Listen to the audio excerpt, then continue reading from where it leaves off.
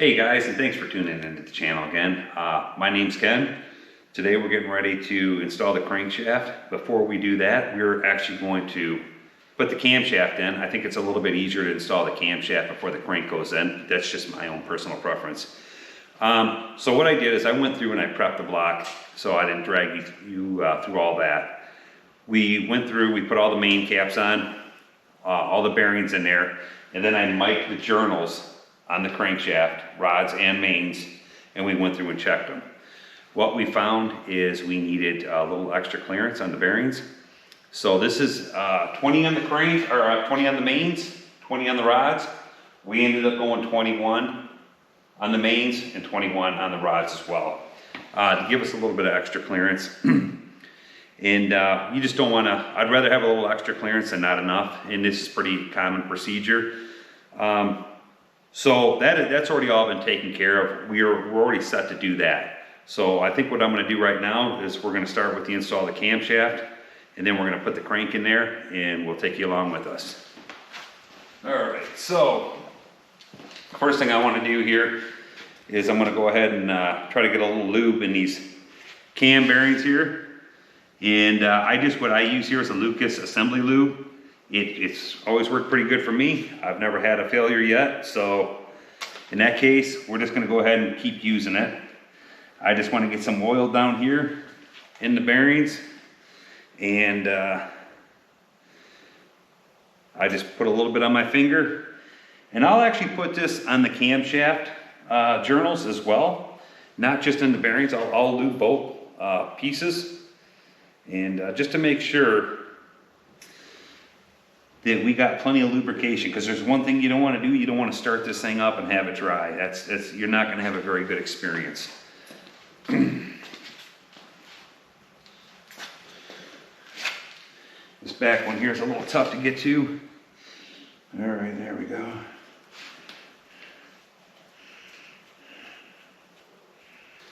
We'll just go ahead and wipe this off, make sure there's nothing on here, any dirt or debris.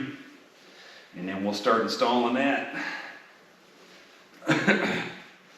Another thing, I'll probably put a little bit of lube here on this gear, just to make sure it's got some oil on there. Now when we go to start this, we are going to prime the motor. Try to get the oil up to the top. We will get oil all the way through this motor.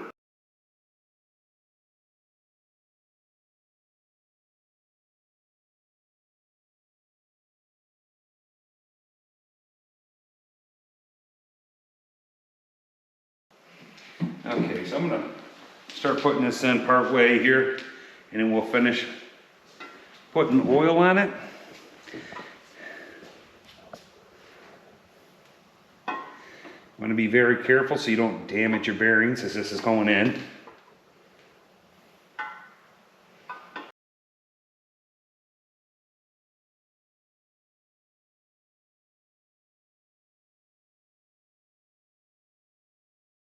We're gonna go ahead now, we'll finish putting it the rest of the way in.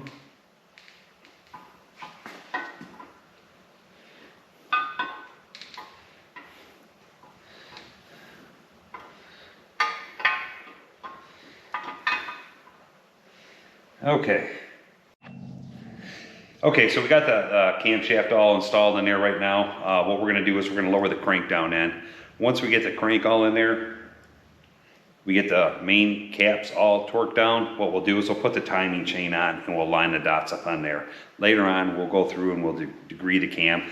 I'd already done that, so I'm on the fence whether or not I want to do it again. It's always a good idea to do it just in case you're a tooth off or something. But it's never happened to me, but it very well could. So here we go. We're gonna go ahead, we'll start installing the bearings. Again, these are the bearings that are 21 thou. The crank has been turned 20, but that's something that's up to you. When you're putting a motor together, that's up to you to check it to make sure they did their job correctly.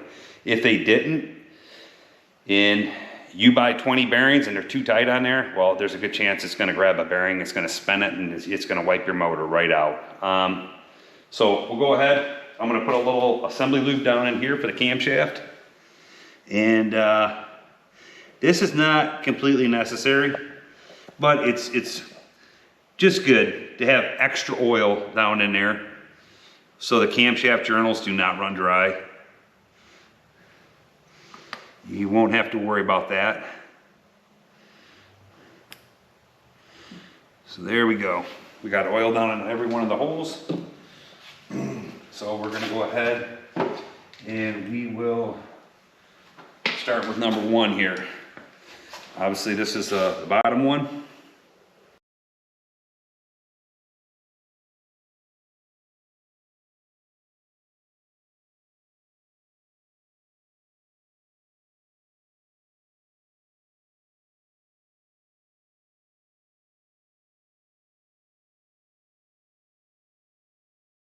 We're gonna go ahead and install that. One of the things I did to this, I modified this bearing. And you might ask, well, why is that?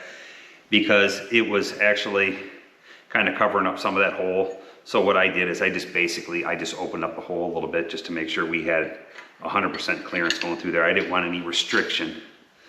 So put that down in there.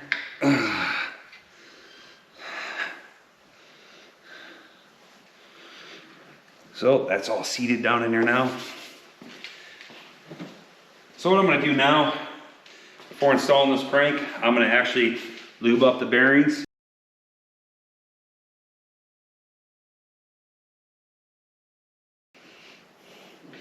And hopefully sometime in the next couple months, you guys will see this run on the engine test stand and then in the 68 Camaro. So we put it on the bearings. We're good there.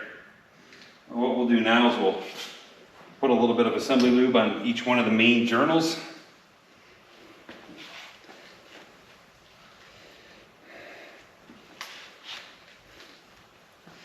Because this is where it's going to be riding.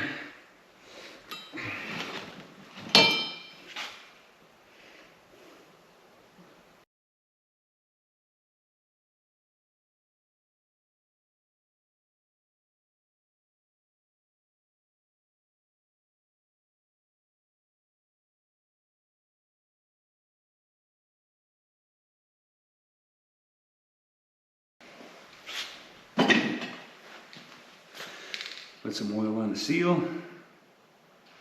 We did put it on the crank, but I want it on the seal as well. So when I installed the seal, I made sure that the lip was pointing in towards the motor, not outward.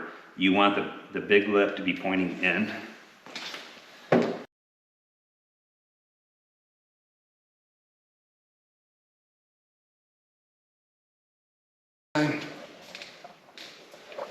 Nope.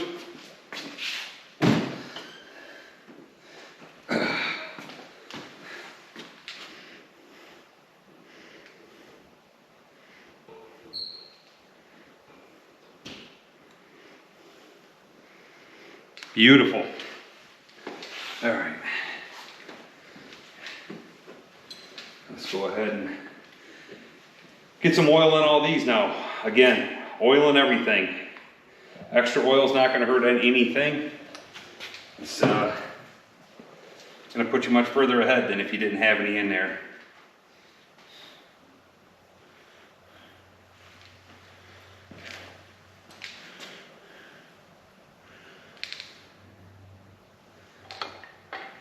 Nice. I was actually hoping that would happen. I like it when the seal falls out onto the floor. You get to start over. Okay, so the rear seal keeps falling out of there. So what I'm going to do is I'm going to take a little bit of silicone here and I'm going to put it on there just to make it stick so it doesn't keep falling off. Why does it keep falling out of there? I think it's because this is the same seal that I used last time. Again, this only has engine stand runtime on here. So I kind of feel like that's the reason why. Maybe it's because it was used, it was been heated up, and that could be causing the problem, the issue. But with some silicone in there, it ain't gonna go anywhere now. It's gonna definitely stick. So now we got it in there. I don't have to worry about it falling out, getting jammed up in there and torquing down on it and destroying the rear seal and not finding out about it until I start the motor. Okay, so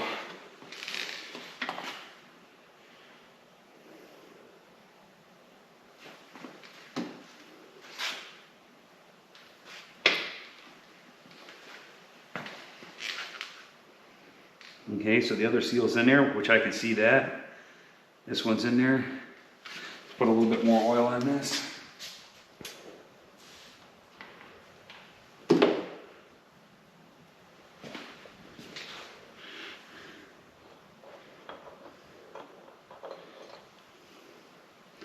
It helps to actually put the bearing cap on the right way.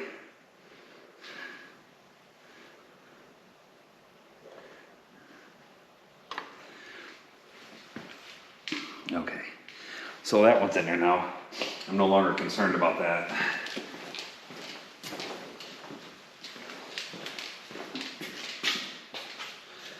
We will go ahead and do cap number 1 now. So all these caps have been lettered A, B, C, D, and that's how I know which order they go in, A, B, C, and D. You probably are not going to be able to see them on the camera, so I'm not going to show them to you, but I do know the order, so.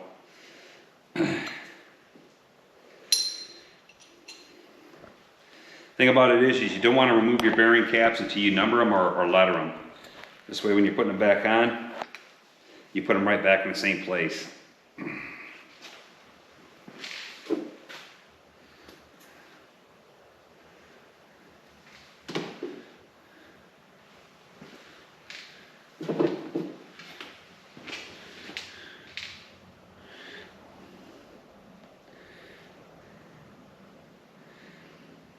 Arrow pointing towards the front.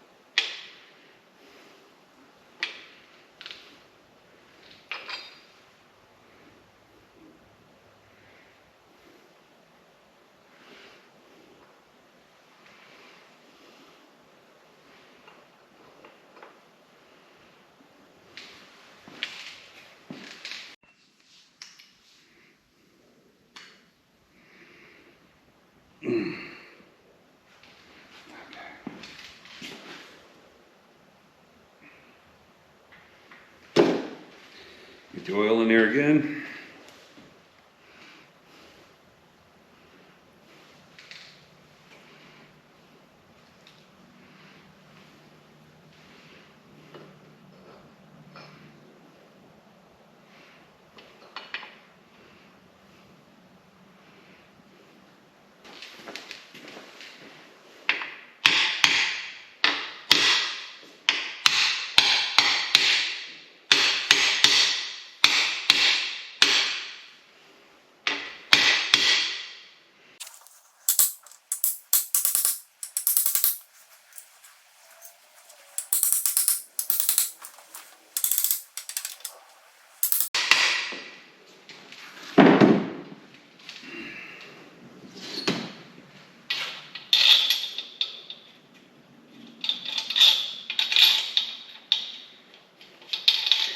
Check for alignment on here.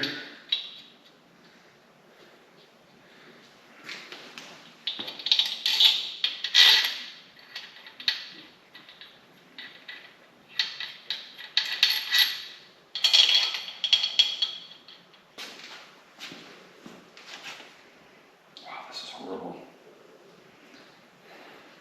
So I'm going to put a little bit of moly lube under each head of the bolt.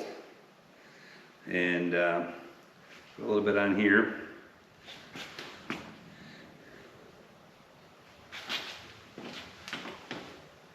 One of the jobs that right here that just doesn't have to be the prettiest, it just has to be done.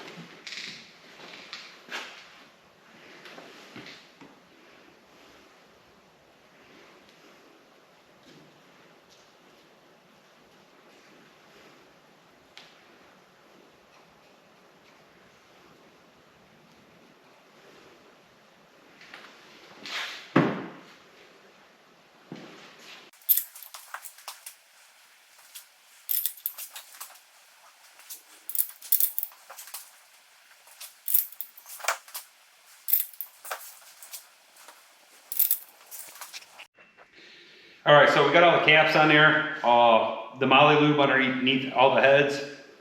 What I'm gonna do now is I'm gonna go through and I'm gonna lightly quench everything down, and then we got to set the thrust bearing in the back. This is pretty important that you're gonna get at least 3 thou back and forth rock with your crankshaft. So we're gonna go ahead and start.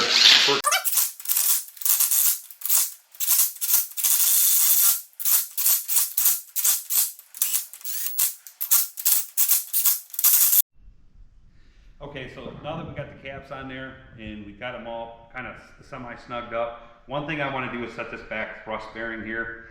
Like I was stating earlier, you want the crankshaft, you want there to be some end play in there. You want this thing to go back and forth. If not, it's going to eat up that back bearing and it's going to cause catastrophic damage to your engine. So what I do is I never tighten this one down that tight. I just kind of like take the bolts up to the cap. And what I'll do is I'll take a hammer and a piece of wood off the front of the crankshaft and I'll hit it.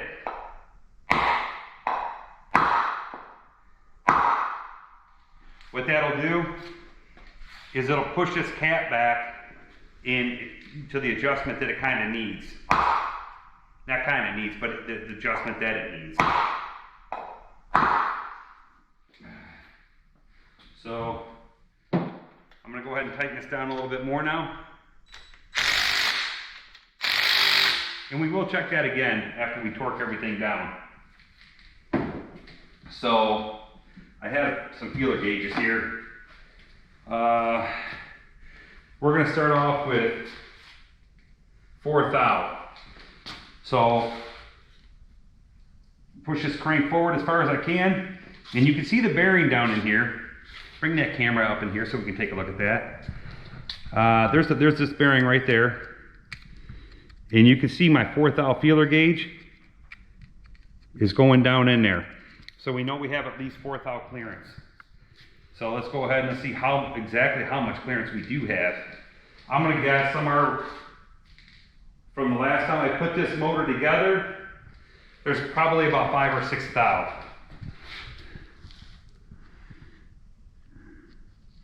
That is 6, and I'm feeling it start to get tight right there. All right, so now we're going to check the end play on the crankshaft with a drop indicator and kind of get more of an accurate reading on where it's really at. So what we'll do is rock it back and forth. And what you're seeing on there is probably about 5 to 6 thou because I've already checked it. And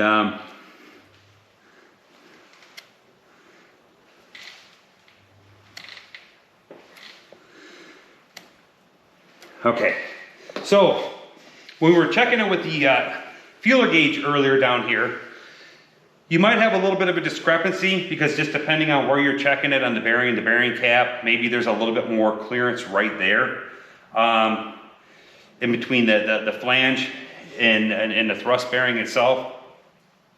If you check it all over the place, you'd probably get a more accurate reading. But earlier we were putting an 8 thou down in there, and it was pretty tight in that area. If I would have checked it in a different area, it may have only been 5 or 6.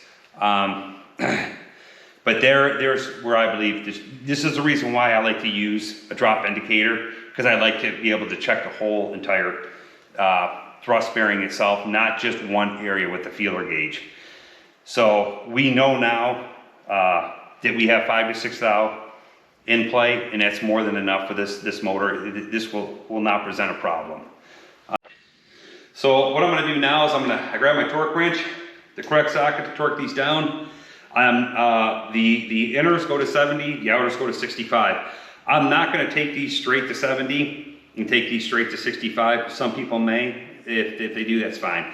I'm probably going to start off and I'm going to take them to like 40, and then I'll take them up in increments, so this way I pull the block more evenly. That's just what I do. I'm sure a lot of people have other procedures and stuff, but this is just what I'm doing. So we'll go ahead and start by doing it. I'll make an adjustment to my torque wrench here.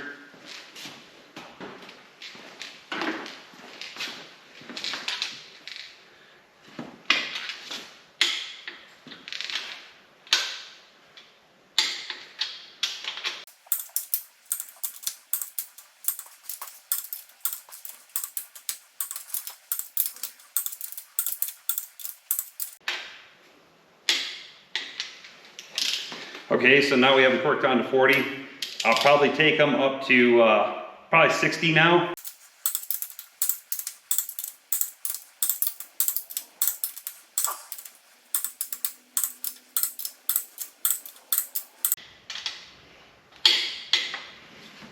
All right, so our final,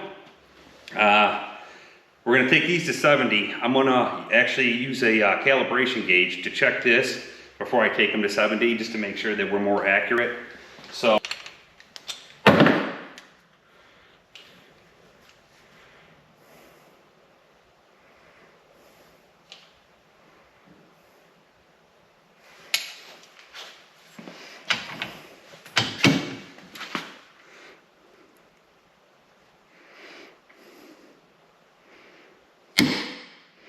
$75. So we know that's a little too tight, so we're gonna back it off a little bit. These torque wrenches are not precise. You should get yourself something like this to check it with, just to make sure. I bought this one at Harbor Freight. I think it cost like 20 bucks. Okay, back it off some more.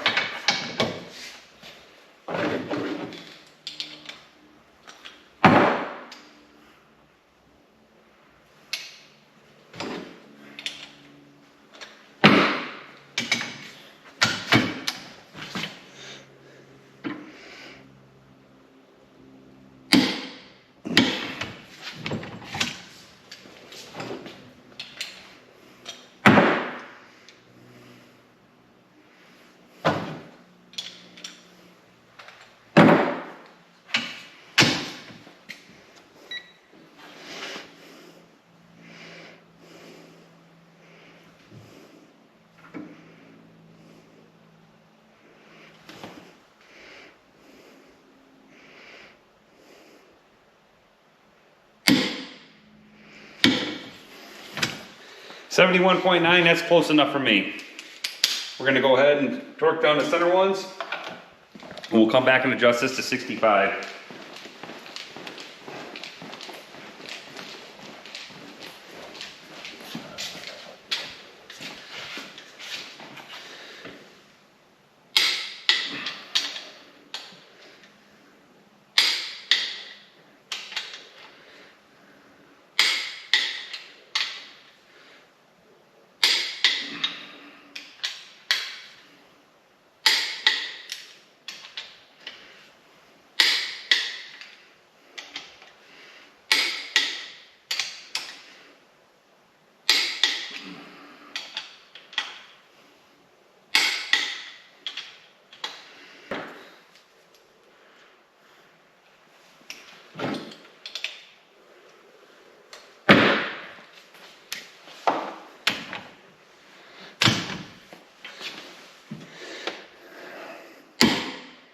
$61.7.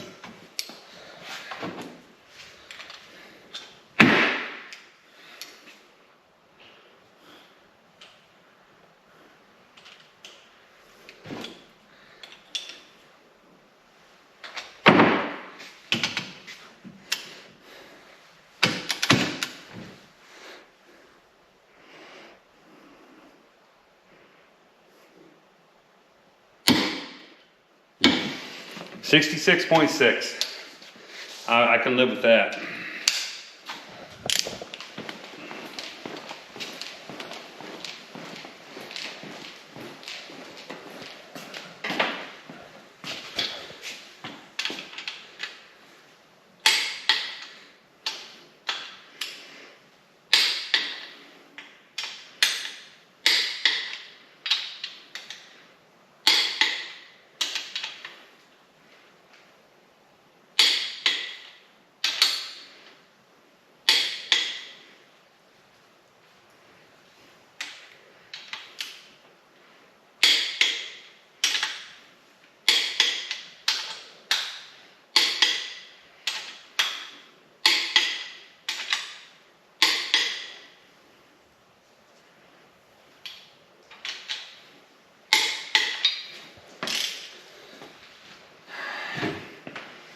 All right, guys, so we have the crank installed.